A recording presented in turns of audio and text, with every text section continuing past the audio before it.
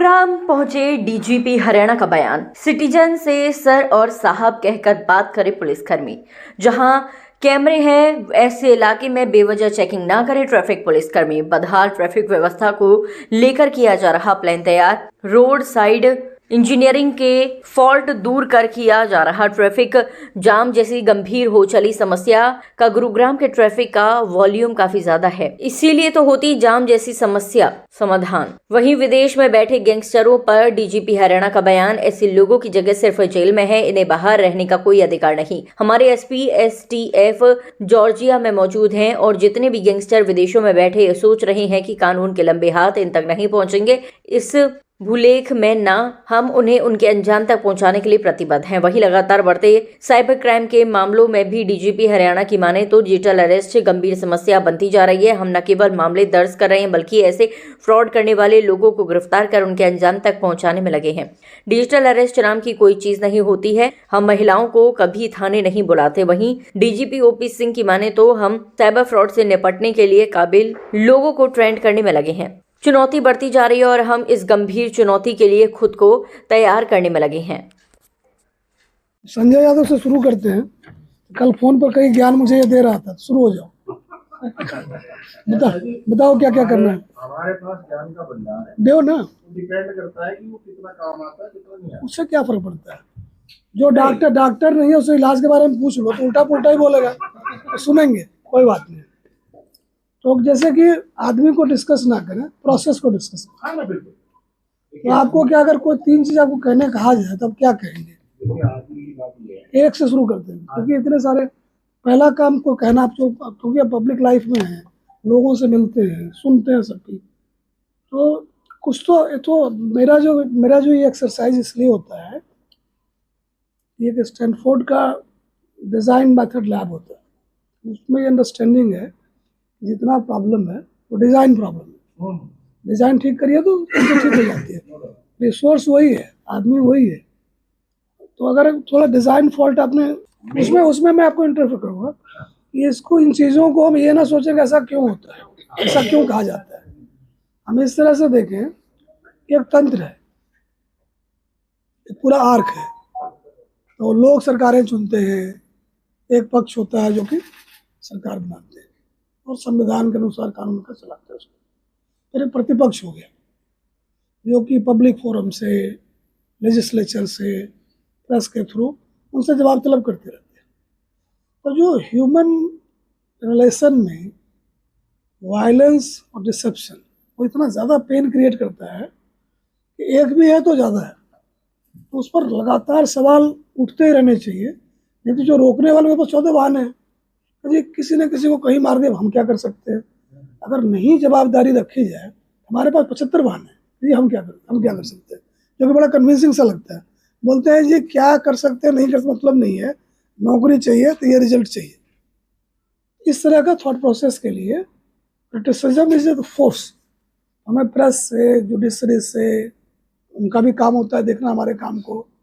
Public भी बोलती है, अपोजिशन लीडर्स भी बोलते हैं, सरकारें भी कहती है, तो उसका हम बुरा नहीं मानते। उन सारी चीज़ों को नोट करते हैं कि वो क्या कह रहे हैं। किसी ने किसी पेन को आर्टिकुलेट कर रहे हैं, किसी ने कहा होगा, उनकी आवाज़ हम तक पहुंचा रहे हैं, तो उसको हम नोट करते हैं। फिर कहते हैं हम जो काम कर रहे हैं क्या इसको एड्रेस्ड है, नहीं है तो कैसे करें। तो हर क्रिटिसिज्म जो है जिसको आप कह रहे हैं हमारे लिए फीडबैक। क्योंकि आपको कोई दिक्कत हुई, आपको आंकड़े दिखाने लग जाए, बोले जी इसका क्या करें, हमारी तो ऐसी तैसी हो रही है। So every criticism is kind of feedback for us. ये जो हम काम कर रहे हैं क्या उसी अनुरूप कर रहे हैं जैसा कि लोग चाहते हैं, या फिर हम अपना अलग रेंज चल रही है हमारी, लोगों की ज़रूरतें अलग है। उस कन्वर्जेंस के लिए कि लोगों की ज़रूरतों के हिसाब से अपना काम आप करें, उस पर फीडबैक है। तो जी, जहाँ लोगों की फीडबैक है उसके 3 पॉइंट है। फर्स्ट, पुलिस में कहते हैं कि फ्री रजिस्ट्रेशन। बूम आ गया। तो जो स्कूटर खरीदने के वो कार खरीदने लग गए। हाँ। कार वाले हवाई जहाज की तरफ चले गए। चलिए, ट्रैफिक की प्रॉब्लम है। तीसरा जी, और बहुत सालों से है, ऐसा नहीं है कि आज ही है ये। और वही है कि संसाधन उतने ही है, सड़क उतनी है, ट्रैफिक का जो है व्हीकल वॉल्यूम कंटिन्यू बढ़ता जा रहा है। थर्ड मेरे पास कुछ नहीं है, मेरा एक वो अच्छा। है कि अपनी पुलिस जी ग्रेट है। चलो पुलिस ग्रेड तो नहीं है, नहीं, इसको ठीक ना, इसमें ऐसा है ना कि मैं आप बोल दो हम हाँ बोल दे, इससे तो बात नहीं बनेगी ना। पुलिस एक ऑर्गेनाइजेशन है, 70,000 है, हमसे गलतियां होती, बेवकूफ़ियाँ होती है, आदमी है, सबसे होती है। ठीक है, कभी नालायकी भी होती है, हम उसको लेकर डिफेंसिव नहीं है कि जी नहीं जी हम तो परफेक्ट हैं।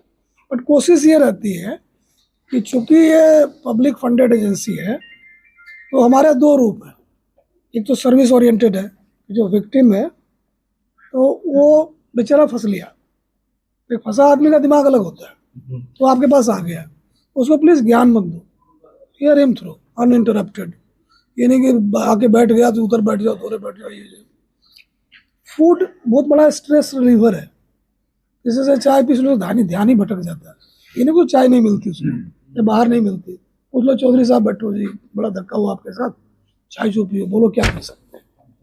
फिर जब बात करते हो तो फिर ये नहीं कि मोबाइल सुन रहे हैं, फ़ोन सुन रहे हैं, उधर देखियो जी, आराम से सुनो सुनो सुनो, उसका नुकसान तो हो लिया। अगर सर फूट लिया तो डॉक्टर ठीक करेगा, टाइम से ठीक होगा, आप क्या कर लोगे।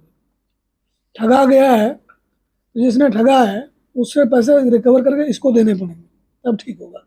इमीडिएटली 2-3-4 मिनट में ऐसी कोई आफत नहीं है कि आप नहीं सुन सको, सुनिए उसकी, और अगर लगता है कि इसका कोई कॉग्निटिव ऑफेंस बनता है तो बोलो जी आपका ये पर्चा पकड़ो और ये टाइम लाइन है, इस हिसाब से आपका ये काम हो जाएगा।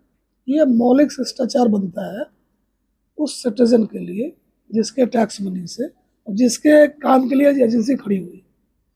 हमको मालिक बनाने के लिए एजेंसी नहीं बनी कि आ जाओ अफसर बन जाओ जी, इसलिए नहीं बना है, ये बनाएगा हम लोग को इसलिए लाया गया ढूंढ के यूनिवर्सिटी और कॉलेज से।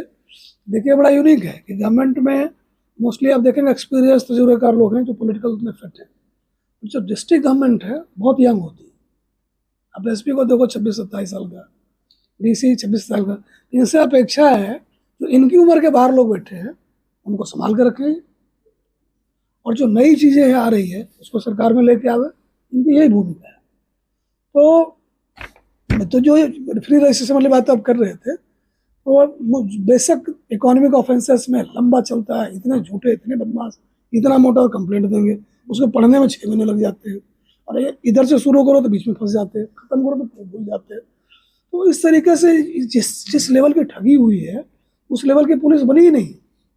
यहाँ पे इकोनॉमिक्स से भर्ती होने चाहिए थे, PhD इस टाइप से। अब आप +2 में सिपाही ले आते हो या ग्रेजुएट PSI आ गया है, इकोनॉमिक्स वैसे एक सब्जेक्ट नहीं है जो बहुत पॉपुलर हो, तो उनको ये काम पकड़ा देते हैं, फिर अंग्रेजी ऊपर से मारती है, तो उसमें फिर लंबा खेल चलता है। मोस्टली इकोनॉमिक ऑफेंस में ये होता है मुकदमा नहीं दर्ज होता है, जिसमें जितने दर्ज कराने वाले होते हैं हम नहीं कहते उनका साथ धक्का नहीं हुआ, कई लोग उसको मिसयूज भी करते हैं। बाकी जो ऑफेंसेस है ना जी, 20% मुकदमे फर्जी दर्ज होते हैं। आप नॉन रजिस्ट्रेशन तो भूल जाओ, 100 में 20 मुकदमे फर्जी होते हैं। पानीपत में हमने कमेंट नहीं करे, एक पर्टिकुलर सेक्शन में आधे मुकदमे फर्जी। ये रजिस्ट्रेशन का ये लेवल है कि सही तो छोड़ो जी, गलत भी दर्ज कर ले, दर्ज कर दो जी, कोई बात नहीं, मेरे को वो एक प्रॉब्लम नहीं है रजिस्ट्रेशन का। इकोनॉमिक ऑफेंसेस में ऑफकोर्स प्रॉब्लम है, क्यों, एक ठग दूसरे ठग के पीछे लग रहे। इतना अगर 2 पन्ने की कोई शिकायत दे हम 5 मिनट पढ़ के कोई फैसला ले ले, इतना मोटा हमारा DA घुस जाता है उसमें, बाहर ही नहीं निकलता। तो है मैंने स्किल गैप है इकोनॉमिक ऑफिस को डील करने में, बट उसको ठीक है हम लोग प्रायोरिटाइज करेंगे, उसको इस तरीके से इंस्टीट्यूशंस को इस तरह से रीओरिएंट करें कि इकोनॉमिक ऑफेंसेस में हमारी एक्सपर्टीज़ हो और उसमें हम क्विकली पता कर पाए क्या है क्या नहीं है। आपने जो सर फर्जी FIR वाली बताई, कल 2